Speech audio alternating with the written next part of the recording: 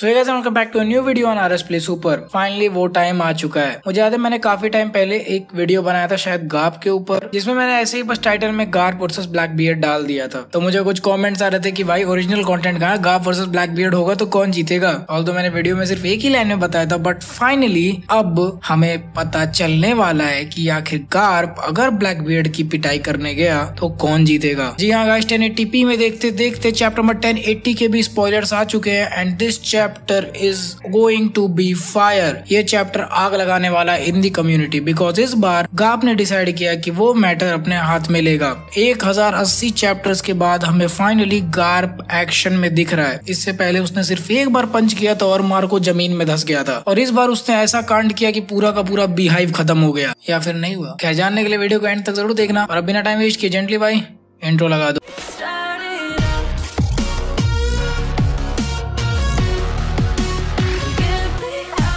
चलो यार, मैं तुम लोगों से सबसे पहला सवाल यही है, लेजेंडरी चैप्टर का लेजेंडरी नाम क्या होगा? वेल गेस सही किया तुम लोगों ने। This is chapter number 1080 the legendary hero. यहाँ पे लेजेंडरी हीरो से आप समझ गए होंगे मतलब गार्प की बात हो रही है, क्योंकि ये पूरा का पूरा चैप्टर बीहाइव पे है। अभी तक ऐसा होता था कि चैप्टर का कोई पार्ट एगेट पे है, कोई पार्ट कहीं और पे है, पर ये वाला जो पूरा का पूरा चैप्टर है वो एक ही आइलैंड पे, और हमें सिर्फ गार्प और मरीन्स का ही सीन देखने को मिलेगा। यहाँ पर अगर आप सोच रहे हो कि ब्लैक बियर्ड से गार्प की फाइट होने वाली है, तो भाई ऐसा नहीं है, क्योंकि इस समय ब्लैक बियर्ड बीहाइव आइलैंड पर प्रेजेंट नहीं है। वो इस समय कहीं पर और है, और प्रॉब्ली वो इस समय भी लॉ से फाइट कर रहा है। तो जहां पर मुझे या हम सभी लोग को ऐसा लग रहा था कि गार्प जाएगा और लॉ और ब्लैक बियर्ड के बीच में फाइट को इंटरसेप्ट कर देगा, जिसकी वजह से हो सकता हो लॉ की जान बच जाए, तो शायद वो वाला सीन नहीं होने वाला है। और ये चीज मुझे काफी टाइम से लग भी रही थी, क्योंकि ये चीज प्रेडिक्ट कर पाना कि इस समय ब्लैक बियर्ड और लॉ कहां पर फाइट कर रहे हैं, वो भी गार्प के द्वारा, ये चीज ऑलमोस्ट इम्पॉसिबल है। तो भाई अब लॉ का क्या होगा ये तो मुझे नहीं पता। खैर इस समय प्रेजेंट के टाइम पे बीहाइव आइलैंड पर कुछ ब्लैक बियर्ड्स के पायरेट्स हैं, और ये थोड़े फेमस वाले जिनका नाम भी आपने सुना होगा। तो यहाँ पर सबसे पहले शिरियो के पास इस समय इनविजिबल डेविल फ्रूट है, बट आई डोंट थिंक कि वो उसके कुछ भी काम आएगा, क्योंकि ऑब्वियसली गार्प के पास बहुत ही भयंकर ऑब्जर्वेशन आकी है। ऑल्सो वहाँ पर 2-3 लोग और हैं, जैसे कि वॉस्को, शॉर्ट, पिजारो एंड सन जुआन वुल्फ। इन सबके पास एक एक डेविल फ्रूट्स है, और बहुत ही अलग अलग डेविल फ्रूट है। जैसे कि अवालो पिजारो के पास एक आइलैंड डेविल फ्रूट है, जिससे वो आइलैंड को कंट्रोल कर सकता है। सुनने में थोड़ा थोड़ा पीका वाले फ्रूट का जैसा लग रहा है कि आइलैंड को कहीं भी उठा के लेके जा सकता है, बट आई थिंक कि इसका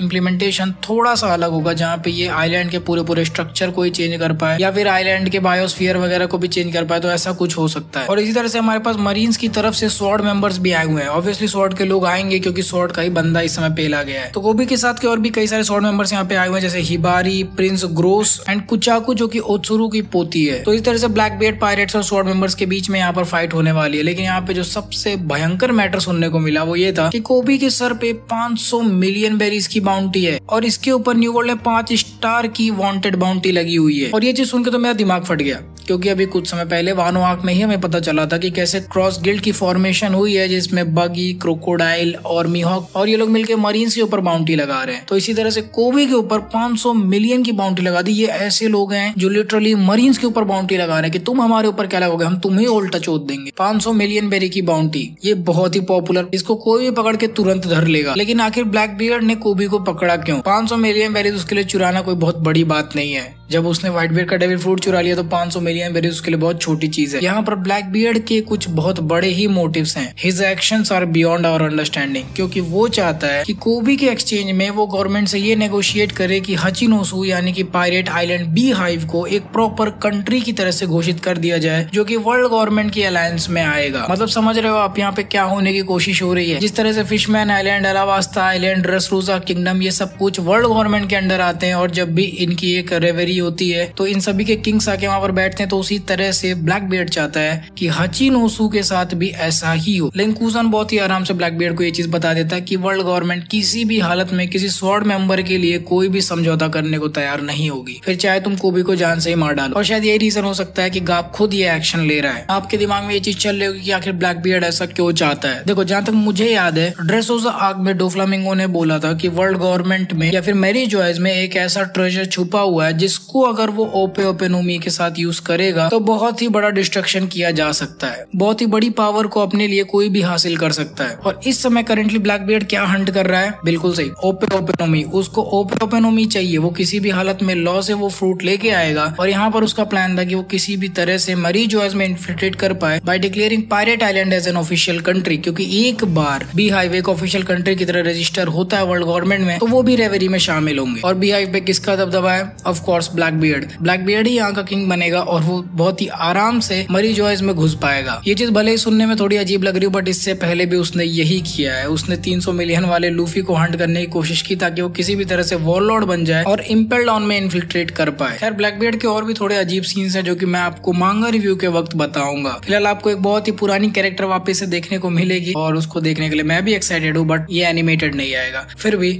आपको पेरोना वापस से देखने को मिलेगी क्योंकि ये गेको मोरिया को बचाने निकली है क्योंकि शायद मोरिया जिंदा है और वो इस समय ब्लैकबियर्ड ने उसको दबा के रखा हुआ कहीं जमीन के नीचे। और through the end of the chapter Garp शांत नहीं बैठने वाला क्योंकि अपनी हाकी का यूज करके उसने पता नहीं कितने बिल्डिंग्स तबाह कर दिए बी हाइव आइलैंड पे। इससे पहले के जो स्पॉयलर्स आए थे उसमें फेक स्पॉयलर आया था कि गार्प ने पूरा का पूरा बी हाइव आइलैंड ही खत्म कर दिया बट ऐसा कुछ नहीं है। उसने कई सारे बिल्डिंग्स को तबाह किया था जो कि अपने आप में ही एक बहुत बड़ी चीज लग रही है देखने में कि बुढ़ों के अंदर इतना दम है। मुझे उसकी कॉन्करर्स आके देखनी है, अगर हो सके तो अगले चैप्टर में देखने को मिलेगा तो मजा आ जाएगा। खैर गाइस कॉन्करर्स आके देखने को मिले या ना मिले वो तो अलग ही मैटर है पर क्या हो अगर ब्लैकबियर्ड ने अपने मुंह से निकाल दिया रू। कभी सोचा है ऐसा? पहले अगर नहीं सोचा तो मैंने आपके लिए उस टॉपिक पर एक वीडियो बना रखी है तो अगर अपलोड हो गई है तो उसकी लिंक आपको स्क्रीन पर दिख रही होगी और नहीं दिख रही है तो मतलब अपलोड होने वाली है। मैं आपसे मिलूंगा अगले वीडियो में। So until the next video, play on.